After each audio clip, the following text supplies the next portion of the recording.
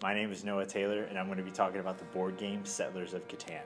I started in Afghanistan. We didn't have anything to do over there, and one of my friends loved the board game.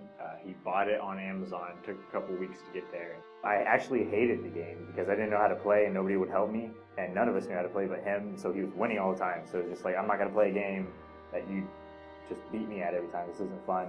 But it quickly became a weekly event and turned into something that was just more than a game. It was game night. It was Friday night, game night. We all got the board out. We talked, we joked, we laughed and we yelled at each other over stupid stuff. And Settlers of Catan just became what was fun to us over there. It's what we talked about all week.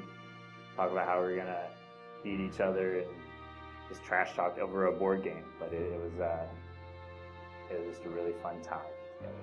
I like the fact that the game changes, the board itself changes, and it's always, every time you play it's a different board.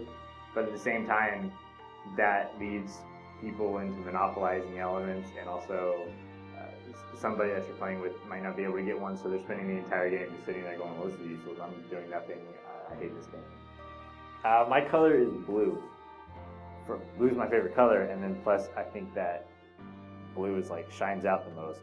And red isn't as intimidating because there's other pieces on the board that's red.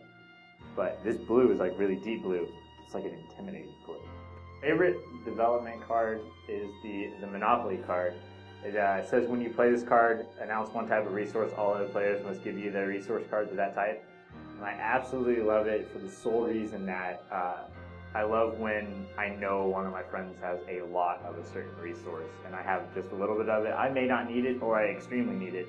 But I just love saying that, the resource, so that he has to give me all of them, because then he's sad because he can't trade them for anything, he can't do anything with them.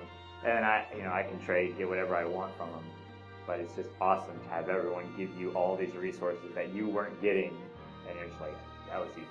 If I was trying to convince somebody to play this game, I tell them that it's an extremely fun game that changes every time you play, so it's not like the regular monotonous board game where you know what's going to happen.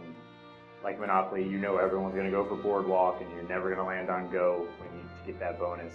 But this game always changes, and you never have a step up above everyone else like you think you are. Even if you know how to play the game, somebody who's brand new to the game can come on and just whoop you, and you have no idea how they did it, because it's all about luck, it's all about the roll of the dice, and it's all about where you place your people at the start.